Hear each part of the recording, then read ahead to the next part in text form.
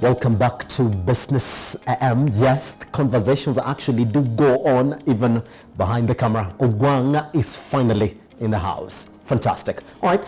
It's a good morning, isn't it? Good morning. Good morning. Fantastic morning. Indeed. Let's just say that, isn't it? All right. Let's have to jump into the major stories that you're actually waking up to this morning. Now, the International Monetary Fund's push to recognize government guarantees and parastatal debts as part of the Kenya's loans will raise debt by, now wait for it, 3.4 trillion shillings, crashing through the recent 9 trillion ceiling endorsed by Parliament in late 2019. The report indicates the government has not included the following in its consideration of the borrowing cap. Now, the 139 billion, which includes the 75 billion given to struggling KQ, public-private partnerships deals valued at 679 billion by IMF, another 30 private partnership contracts presented in the 2019 budget policy statement, 78 pipeline projects published in the PPP pipeline status report with a value of $11.4 billion. $million. Now, companies loans making with a liability of 1.49 trillion. Kenya Deposit Insurance Corporation, KDIC, with an exposure of 261 billion shillings, and net present value of pensions is 819 billion shillings as of April 2019. Now, according to the Treasury, the current debt, which stands at 6 trillion, only means that the ceiling of the 9 trillion will be reached in 2024. Now, Ukuru Yatan's plan in the fiscal year 2020-2021 is to get cheap concessional loans so as to repay due to expensive commercial loans in the short term. Does this disrupt his plan to access to cheaper loans? Fantastic. When you saw it last year, yes, people sat down and they said, well, let our cap be raised to 9 trillion shillings. 9 trillion. Fine. Everybody said that's good as long as you can actually remain within it. The Treasury is telling us that for us to get there, it has to take us up to 2024, which is still fine. Okay. And they're saying they're going to make sure that we don't get there. But then IMF is telling them, look, there are things that you've not actually included in this when you're thinking about your debt ceiling, which in other ways are considered when we are actually telling you whether you're within a limit or not. Sure. They've listed them down, and they come to 3.4 trillion Kenyan shillings. Add to the one that we're talking about right now, which is 6 trillion. So we're talking about 9.4 trillion, which takes us off by a whopping 400 million Kenyan shillings. Who's telling the truth? Because the Treasury is saying in other areas, these things are not considered. When we're talking about us being death okay. Sure. Or not. But when you put it all together, it goes beyond the 9 trillion cap. Sure. Who's telling the truth? Who's telling the truth is that government is always the bearer of truth. You cannot in any way counter-check government's truth. You know, government lies and incidentality becomes truth. It's just like if God was to tell a lie, would that lie be a lie or would it be converted to truth? There are things that are cast and they don't change. Government will always paint the truth, whichever truth they consider to be truth. In this instance, I wish we could just approach it from a different angle. This gentleman is trying to access concessional loan so that this concessional loan can offset another loan. you know the scenario. Pretty much. Which is only his option, by the way. We are not getting these concessional loans to make these parastatals efficient. But the problem is, I don't hold brief for Mr. Okur. I'm not privy to some of this conversation. But the little that they have exposed shouldn't we be worried that we are accessing loans so that we can pay off the debts of some of these parastatals? A parastatal is actually a state-owned corporation, meaning that it should actually be profitable, so to speak. The reason why governments don't go into business directly as government is because government is non-profit making. But government engineered a way around that, and government innovated parastatals. Yes. The reason why we have parastatal is for government to try its hand in business. So let me ask you this. If Metropole today was not making profit, right? Yes. Then that negates the very essence for its existence. So the challenge that we have with parastatals here is, how can we make our parastatals competitive? How can we make our parastatals efficient? Yes. Yes. So from what you said, it's okay for IMF to tell us, just because you have a lot of non-performing parastatals in your government, just because you've not really figured out how you're going to actually start paying your pension, which goes all the way to 819 That's a lot. That's a lot. Billion, yes. Which we do know now, it stands actually at 2.6 trillion. Sure. This goes back.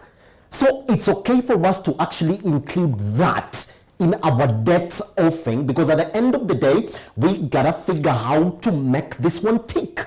Some of this, and I also don't hold brief for IMF, yes. but I can just look at what they're not telling us. Yes. IMF is by and large made up of capitalistic countries. One of the ways that they take over some of these parastatals, and guess what? Yes. If you can own KQ, then you own entry into Kenya. You can actually lock us within Kenya if someone owns KQ. Some of these people, they will always innocently nudge us towards the direction of privatization. Yes. That you guys, if you guys are accessing these loans to offset a loan of a state-owned corporation, shouldn't you guys be considering privatizing some of these entities? So even as we look at what IMF is trying to advise us, and of course they are advising us because their major interest is not even our well-being. Their major interest is, we want our money back. And either we want this money back through payment of interest, or we want this money back through us having access. Pretty much, Yes. isn't it? Yes. So it does therefore make sense from where we're sitting Ogwang this morning. Yes. Is that Okur cannot tell us that now his biggest plan is to reduce the national expenditure come 2021 to just 23% of our GDP, and also cut the budget deficit to just 3.5% of our spending. But I just want us to, of our collection, sorry. So I just want us to look at exactly where this therefore comes from. Okay. Because if you are going to tell us you're going to reduce the national expenditure, but at the same time, you have pensions, you have non-performing parastatals, you have KQ, which needs to revive, but you don't have money to actually revive it. It's now that he's telling us he's going to look for money to revive it. Doesn't that cut down to just your debt? This is your debt. Because at the end of the day, you gotta figure how to pay these things. It's catch-22. It's not like we're getting done away with KQ. We haven't said that now we're selling KQ. Or any non-performing parastatal is gonna get closed. We are at a catch-22. Yes. We're already knee-deep in debt. Yes. So what do? Do we remain in the murky waters of debt? At some point, this money needs to be offset. Government needs to continue running. And running government incurs cash. Yes. But as at now, the orientation that we have as at now is that our parastatals are not efficient.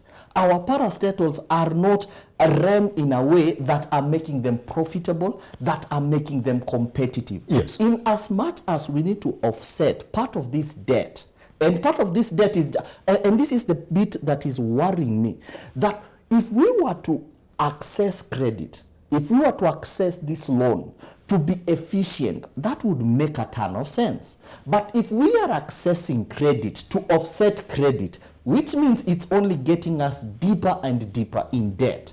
What I wish government would do is, can we re-engineer our parastatals?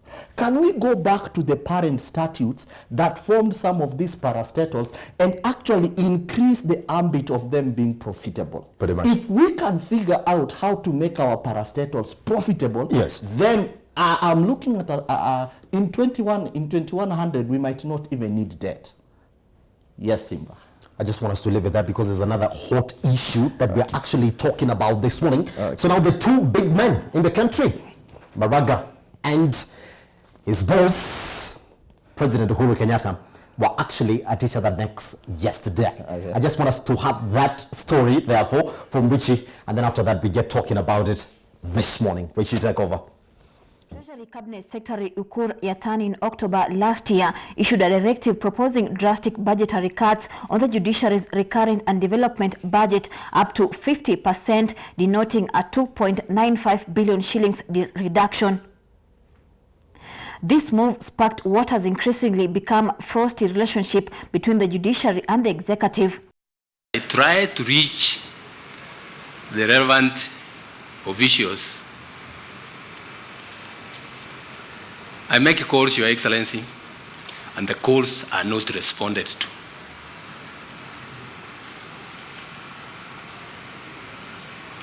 You see where I'm coming from. We are stuck. We can't, there's nobody here. We have not been told why this. We have not even been requested to say, please, okay, if you must do cuts, because we understand, we live in this country. If you must do some cuts, don't touch this. This is extremely crucial. 3 months on, effects of the budget cuts are now being felt. Chief Justice Maraga says the administration of justice is now becoming more difficult as the judiciary is unable to recruit additional manpower. In last December, November, we have abrupt budget cuts, which brought some of the functions of the judiciary to a grind, ground them to a halt. The judges in Nairobi are not able to give a date for hearing of any case this year. They are actually giving dates next year. I'm told they have moved to March, April next year. The Chief Justice has said the budget cuts have affected services that include mobile courts and automation services, since the judiciary can no longer pay for internet connectivity. But in his response, President Uhuru Kenyatta indicated that while government will revisit crucial areas that experience budget cuts, the judiciary will have to cut its court according to the size of its cloth. Because one of the circulars, for example, which apply to all of us,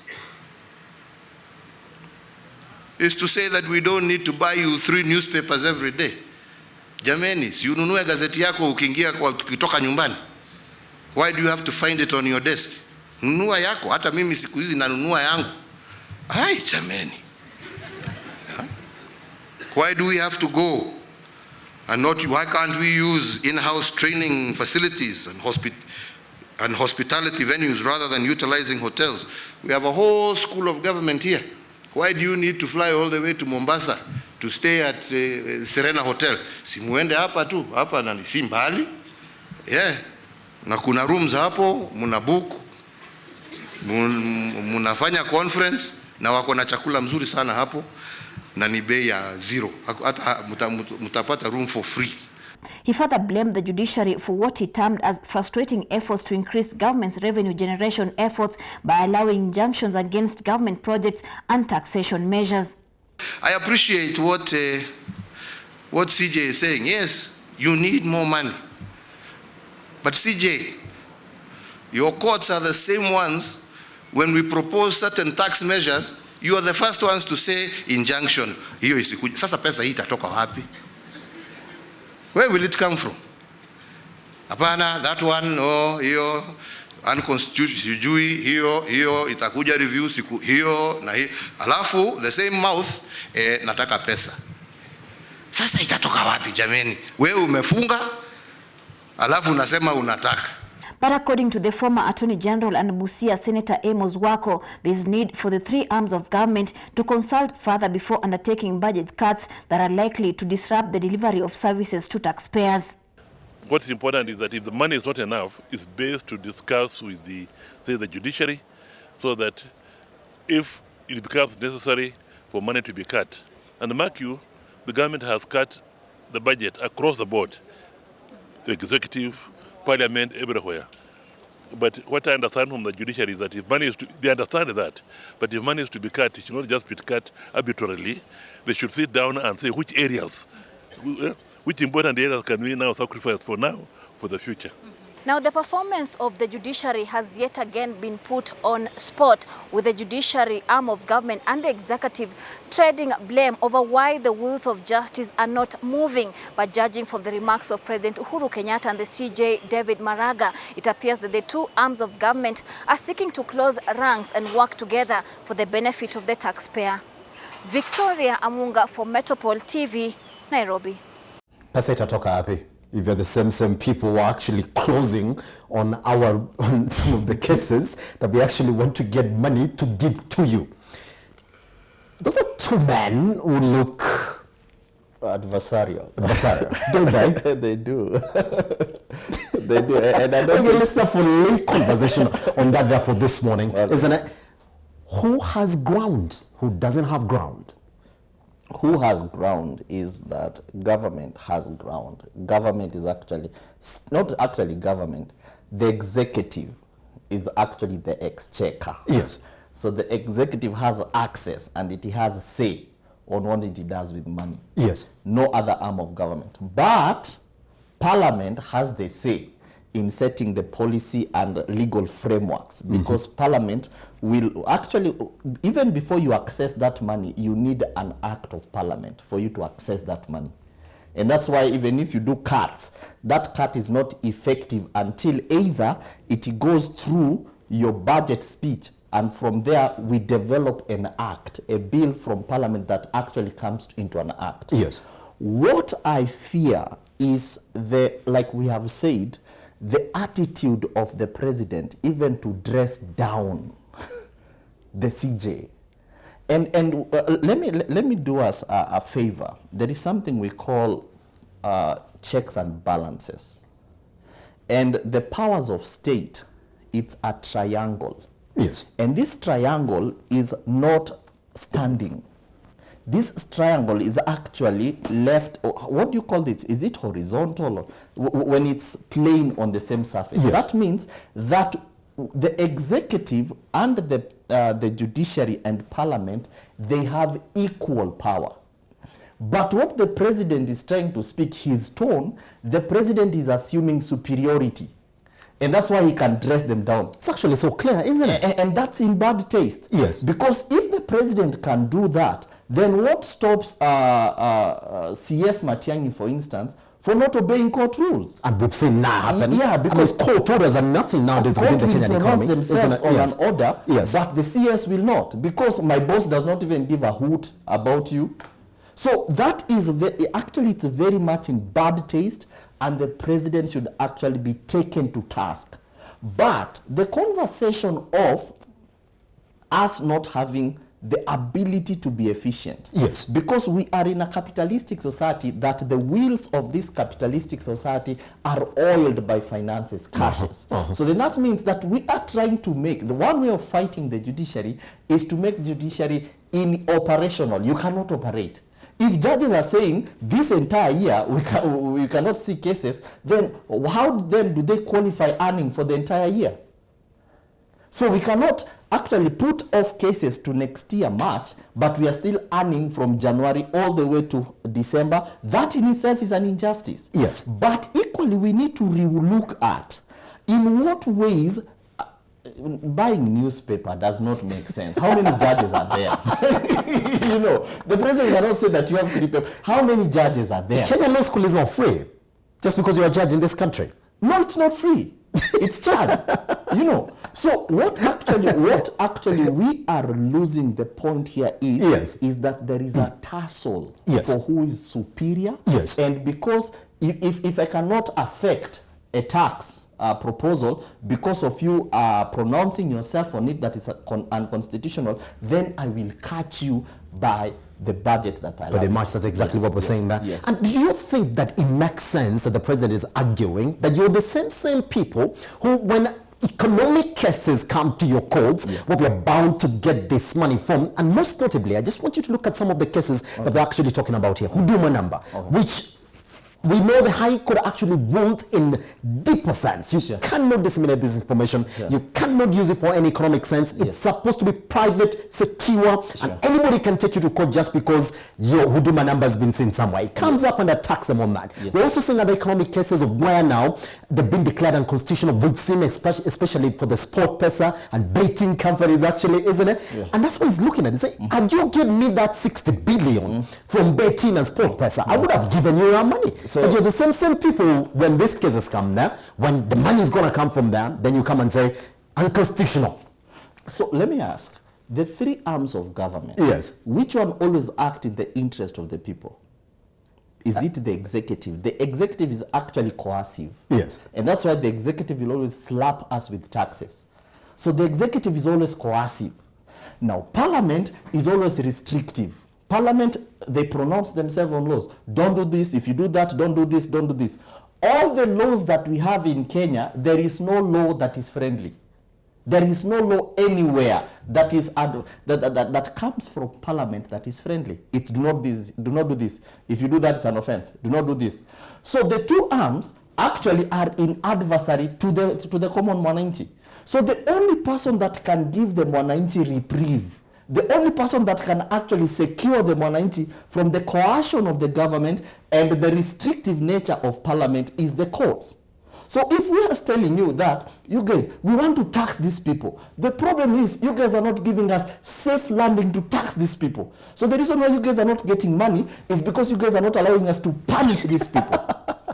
Every right-thinking Kenyan should come and should actually voice their indignation, their annoyance, their frustration with what Uhuru uttered yesterday. The only person that acts in the best interest, the person that safeguards the mwananchi against the coercive element of state is actually the judiciary. Pretty much. Are we seeing the president also biting himself in the back? Because if you look at the backlog of cases, I'll be saying Moraga saying some of the judges have told me you have to wait for next year March. That's when we can actually start looking into some of these cases. Because when the judiciary is asking you for this funding, so they can actually settle some of these cases, they're also working in your favor because some of these cases are actually economic cases. We're talking about corruption cases. We can actually get more money back into your government if these cases are settled. He's also biting himself in the back by just not understanding what Maraga is telling him, that look, I'm working for you and some of these cases will actually favor your government. So let me ask,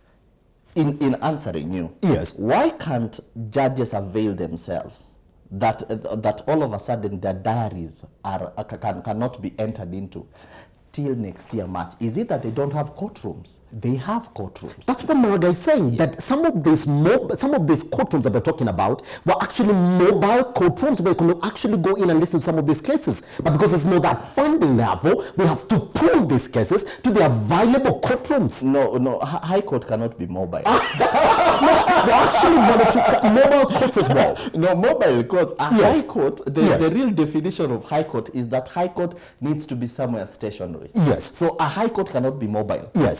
But so from the perspective of actually getting more people to look into this case, to approach it from this angle. That if we are saying these High Court judges are saying that the only space they have is from next year March. The question is this: one, is it that you don't have courtrooms to adjudicate matters? They have courtrooms. Two, is it that you don't have mobility? You don't have cars? They have cars. Three, is it that you don't have housing? They have housing. So what is the issue of us not adjudicating over matters? So some of these things, even if we are trying to look at budgetary cuts, if it was cut that you guys, the budgetary cut has actually in a way affected our salaries, right? Then that one would actually expose the vulnerability of a judge. But if it's just efficiency of adjudication, right? Because even, and I'm sorry for saying this, whatever we have had, the excerpt that we have gotten is actually not very direct. It's very ambiguous. The reason why we are not adjudicating and the reason why my people cannot adjudicate for the entire year, that's High Court. It's the court of original jurisdiction. You cannot afford not to be in operation. Yes. So why then are we paying you? So, of course, all these other things, then they're just smokescreen effects from the president, that the president is just trying to clutch on straws, the reason why we are not giving you cash. But there is no justifiable reason to cut the budget of judiciary. There is no justifiable reason, because if you cut, then that would mean we will not employ more judges. Right? Then that one affects salaries. So if it affects salaries, then it affects the case backlog. That rationale, but it's not newspapers, you know. It's not even conference facilities. You go to Kenya School of Government, you don't go for free. You don't go there saying kumbaya. You know, you don't hold hands saying kumbaya, my lord. No, you will pay. Because actually Kenya School of Government is profit making. Yes, Simba. I wish we had more time. There are more talking points here, but I just beg that we actually kill it like that this morning. Yes. Ogwang, thank you very much for coming. Thank you for having me, Simba. This is Metropole Television.